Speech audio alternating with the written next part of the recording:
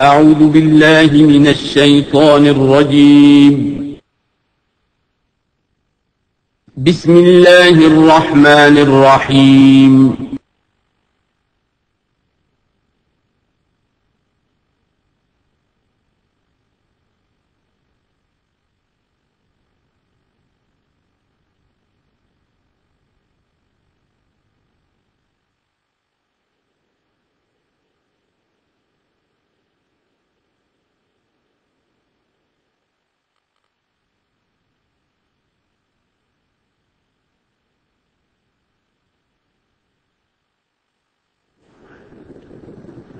اما بعد فاعوذ باللہ من الشیطان الرجیم بسم اللہ الرحمن الرحیم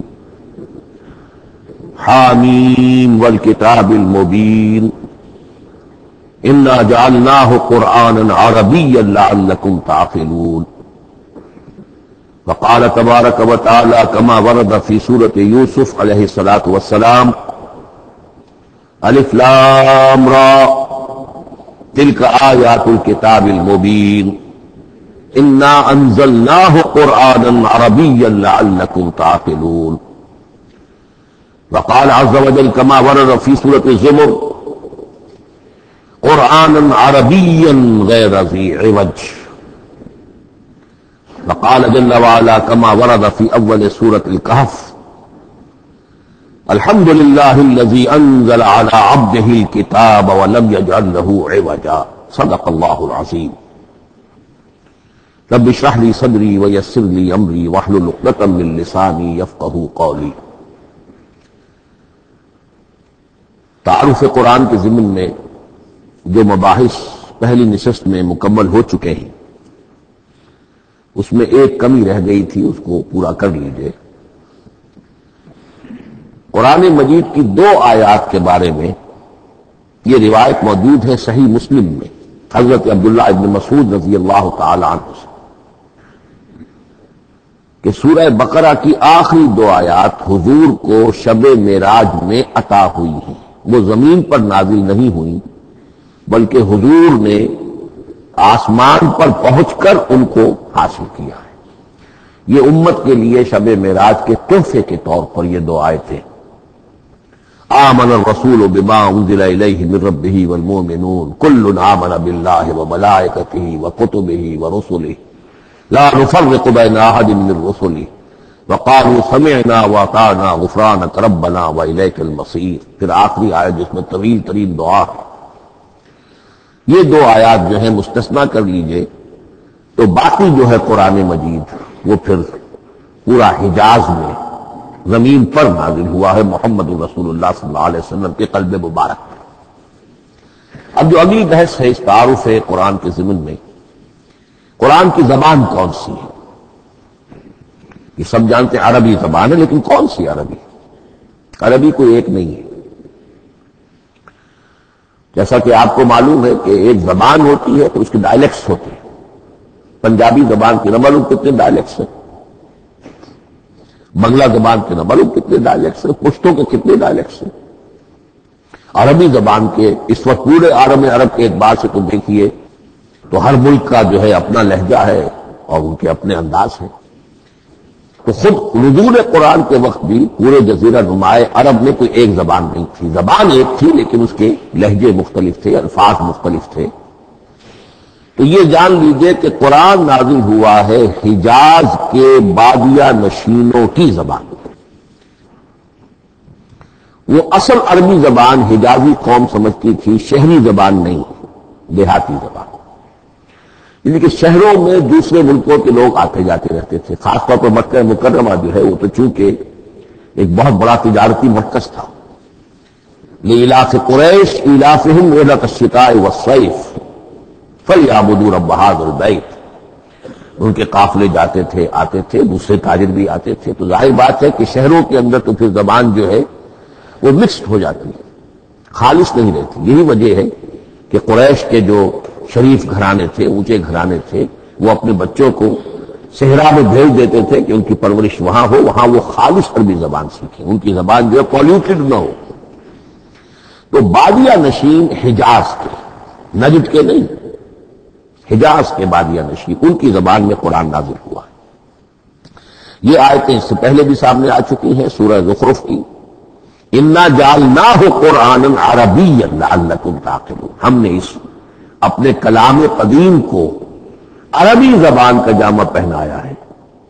انا انزلناہ قرآنا عربیا، یہ سورہ یوسف کی آیات، ہم نے اتارا ہے اسے قرآن عربی بنا کر، قرآنا عربیا لعلکم تعقلون۔ سورہ زمر میں قرآنا عربیا غیر ذی عوج، یہ عربی مبین میں ہے، صاف ستھری دھلی ہوئی عربی زبان جس میں کہیں کوئی ٹیڑھ نہیں ہے، کوئی ایچ پیچ نہیں ہے۔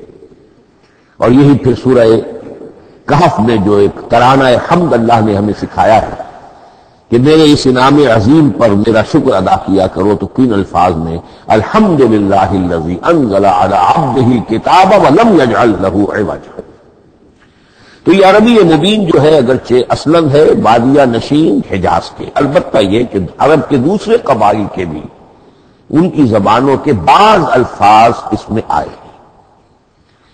اس سے آگے بڑھ کر یہ کہ بعض معرب الفاظ بھی ہیں، ہندی زبان کا کوئی لفظ اس نے عربی کا جامہ پہن لیا، فارسی زبان کا کوئی لفظ اس نے عربی کا جامہ پہن، وہ بھی قرآن میں بعض ہیں، استثناءات ہیں یہ۔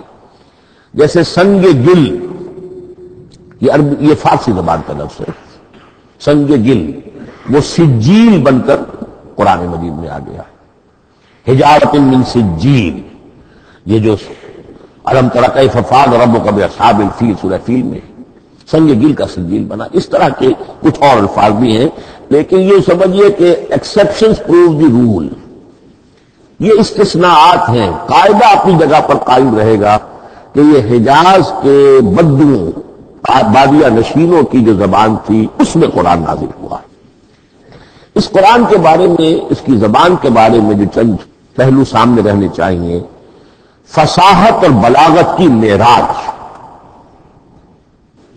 یہ میں بعد میں قرآن کے وجوہ اعجاز پر جب بحث کروں گا کہ یہ کس کس اعتبار سے معجزہ ہے، تو وہاں زیادہ تفصیل سے یہ بات آئے گی کہ عربی زبان کی فصاحت اور بلاغت کی معراج ہے۔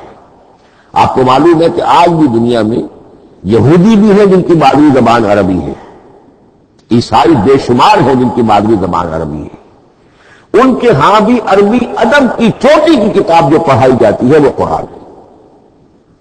یہ انہیں ماننا پڑتا ہے کہ عربی ادب کی جو آخری کتاب ہے، چوٹی کی کتاب ہے، وہ یہی ہے۔ یہودی بھی پڑھائیں گے، جیسے آپ انگریزی زبان پڑھنی ہے سمجھنی تو شیکسپیئر کے بغیر آپ کیسے سمجھیں گے، اب وہ تو ایک سٹینڈرڈ ہے۔